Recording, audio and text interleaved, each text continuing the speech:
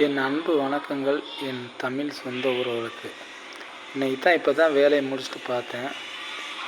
விஜய் கூத்தாடின்னு சொல்கிறீங்க.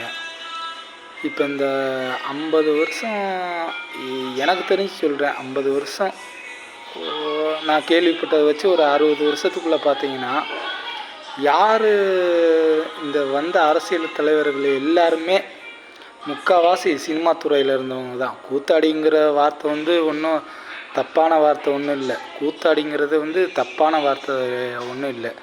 அது இன்னும் கொஞ்சம் இப்போ உள்ள தலைமுறைக்கு கொஞ்சம் டீசெண்டாக சொல்லணும்னா சினிமா துறையினே சொல்லலாம். சினிமா துறையில் இருந்து வந்தவங்க தான் இந்த ஒரு 60 வருஷம் 70 வருஷம் நம்ம தமிழ்நாட்டை ஆண்டிருக்காங்க. அது குறிப்பிட்ட சில தலைவர்கள் தவிர அத்தனை பேருமே, அதாவது ஒரு நாடகத்து மூலியமாக கூட அவங்க விளம்பரப்படுத்தி வந்திருக்கலாம். இன்னும் உங்களுக்கு புரிகிற மாதிரி சொல்லணும்னா, அதாவது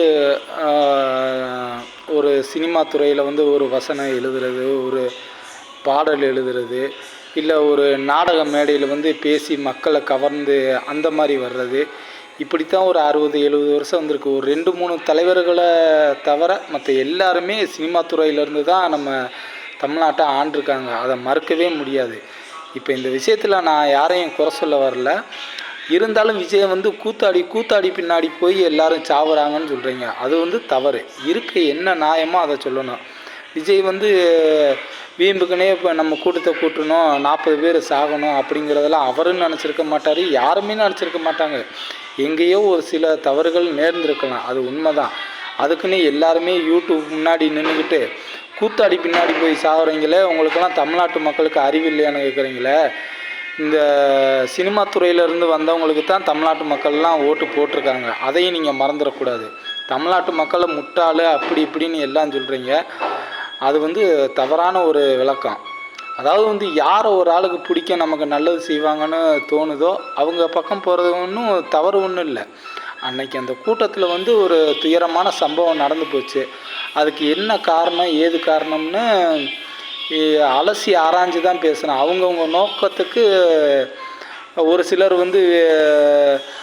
டிஎம்கேக்கு சப்போர்ட் பண்ணுறீங்க, ஒரு சிலர் விஜய்க்கு சப்போர்ட் பண்ணுறீங்க. அப்படியெல்லாம் இல்லை. விஜய் இதில் எந்த தவறும் பண்ணாதவர். அவர் என்ன நினச்ச அரசியலுக்கு வந்தாருன்னா, நம்ம தமிழ்நாட்டு மக்கள் நமக்கு இவ்வளோ ஒரு நல்ல வாழ்க்கையை கொடுத்துட்டாங்க, அவங்களுக்கு வேண்டி ஏதாச்சும் ஒரு உதவி செய்யணும், நம்ம அரசியலுக்கு தான் செய்யணும் அப்படின்னு நினைக்கிறாப்புல. அவர் நல்ல விஷயத்தை தான் செய்கிறாப்புல. ஆனால் கட்டுக்கடங்காத கூட்டம் அந்த கரூரில் வந்துருச்சு. அது என்ன தப்பு ஏது தப்புன்னு சொல்கிற அளவுக்கு நானும் பெரிய இல்லைங்க. இருந்தாலும் என்ன ஏதுன்னு தெரியாமல் ஒரு அவரை கூத்தாடின்னு சொல்கிறீங்க. அது தவறு தான். மக்களுக்கு எல்லாத்துக்குமே தெரியும். இப்போ உள்ள ஒரு 50-60 வருஷமாக இப்போ நம்ம தமிழ்நாட்டை ஆண்டுக்கு இருக்கிறது எல்லாருமே சினிமா துறையிலேருந்து தான் ஏதோ ஒரு பார்ட்டு, ஏதோ ஒரு பங்கு அவங்களுக்கு இருக்கும். ஒன்றும் வசனகர்த்தா நான் குறிப்பிட்டு சொல்ல விரும்பலை. எல்லாருக்குமே தெரியும், நல்ல விஷயம் எல்லாத்துக்குமே தெரியும். அப்போ அவங்களெலாம் ஏன் நீங்கள் கூத்தாடின்னு சொல்ல பயப்படுறீங்க? சொல்லுங்கள், எதுக்கு அவங்களெலாம் அப்போ அவங்களுக்கு முன்னாடி போய் நின்றவங்க, அவங்களுக்கு ஓட்டு போட்டவங்களாம் தமிழ்நாட்டுக்காரங்க என்ன முட்டாளா? அது காரணம் விஜயை குறை சொல்கிறத நிறுத்துங்க.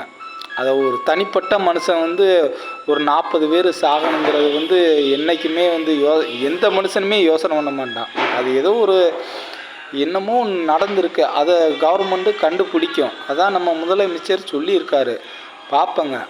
அதுக்கடையில் விஜய் தான் இந்த மாதிரி பண்ணிட்டாரு, கூத்தாடி அப்படியெல்லாம் சொல்லாதீங்க. அதெல்லாம் மிகப்பெரிய தவறுங்க. எனக்கு தெரிஞ்ச அளவுக்கு சொல்லிட்டேன். எதுவும் தவறுகள் இருந்தால் மன்னிக்கவும். நன்றி, வணக்கம்.